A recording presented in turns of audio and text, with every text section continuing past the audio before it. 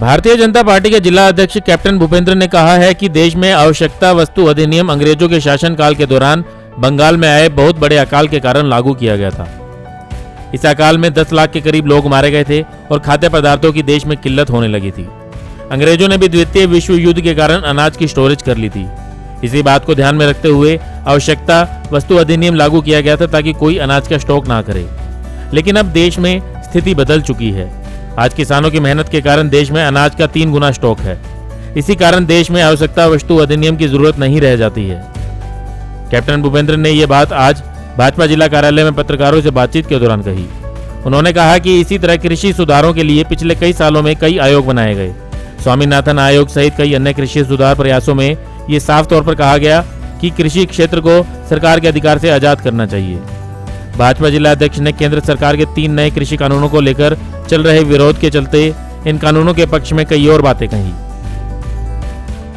नवजात से लेकर टीनेजर तक की सभी स्वास्थ्य समस्याओं के इलाज के लिए मिलें डॉक्टर प्रियंका एलावादी से। Lotus child care clinic, main market, sector 16-17 Hisar. रोजाना सुबह 10 बजे से शाम 7 बजे तक। उस समय के हिसाब से कई कानून बनाए गए थे। उनमें से एक कानून था एसेंशियल कमोडिटीज एक्ट, कि जो ऐसी वस्तुएं हैं जो बहुत ज़रूरी हैं उनका आप ज़्यादा अधिग्रहण नहीं कर सकते।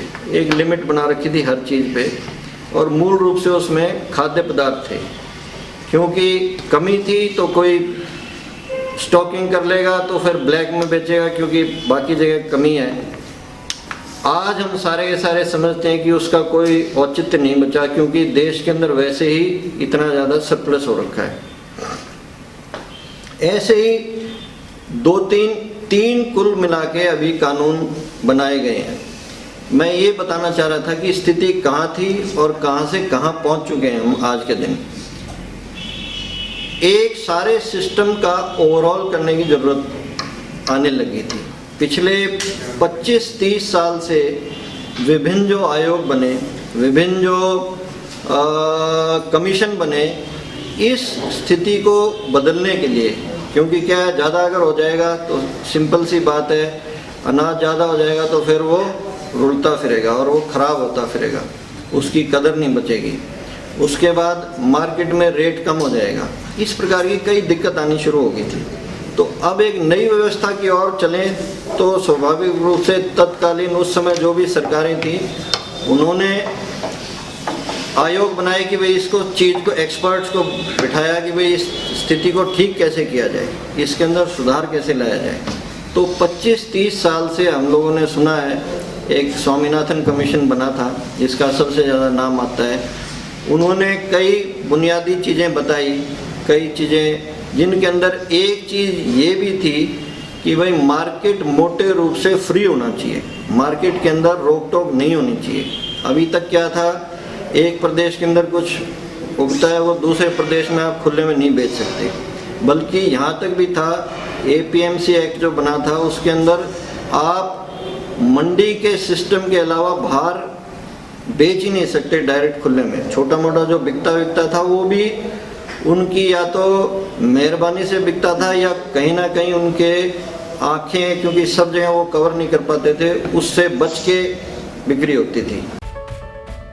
भाजपा नेता ने कहा कि प्रधानमंत्री ने दृढ़ इच्छा शक्ति दिखाते हुए किसानों के हित के लिए ये नए कृषि कानून लागू किए हैं, मगर इनकी वजह से जिन लोगों की दुकानदारी बंद हो गई है वही विरोध कर रहे हैं। कैप्टन भूपेंद्र के अनुसार कृषि कानूनों का विरोध मुख्य रूप से कांग्रेस शासित पंजाब राज्य की तरफ से हो रहा है।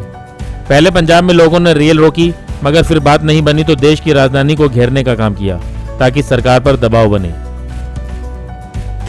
कृषि अगर सुधार करनी है, अगर अन्नदाता का सुधार करना है, तो जितनी मर्जी दिक्कत आएगी, मैं इन नए कानूनों को, जिसको 20-25 साल से हर आदमी जो भी स्वतंत्र रूप से सोचता था, इसको लागू करूंगा। और उसी के तहत ये 3 कानून अभी हालिया कुछ दिन पहले हम सब के बीच में ये लागू किए गए। लागू करें तो कई लोगों की अपनी दुकानें बंद होगी, और हम सबको मालूम है किसी को भी ऐसा अच्छा नहीं लगेगा अगर उनके पेट पे लात लगती होगी। इसकी वजह से एक आंदोलन को शुरू किया गया और प्रमुख रूप से पंजाब के लोगों ने उसको शुरू किया। पंजाब में जब 1 महीने तक सारा कुछ चक्का जाम कर दिया और सब कुछ रोक दिया गया, जब वहाँ पे बात बनती नहीं लगी और वहीं के लोग दुखी होने लगे और जो ट्रेन थी उनकी आवाजाही जब बंद कर दी गई थी, उसके बाद उस आवाजाही को खोलना भी पड़ा। जब ये सारा का सारा चल रहा था तो लोगों ने देखा भाई जब तक प्रेशर और किसी प्रकार का नहीं बनाएंगे तब तक ये बात बनेगी नहीं। तो सब लोग पंजाब से उठ के हरियाणा के बॉर्डर के ऊपर, क्योंकि मकसद ये था कि दिल्ली का घेराव कर लो, दिल्ली को ब्लॉक कर दो, दिल्ली को जाम कर दो, अपने आप सरकार के ऊपर दबाव आएगा और सरकार दबाव के अंदर जब प्रेशर महसूस करेगी तो प्रेशर रिलीज करने के लिए उनको ये सारे कानून वापस लेने पड़ेंगे।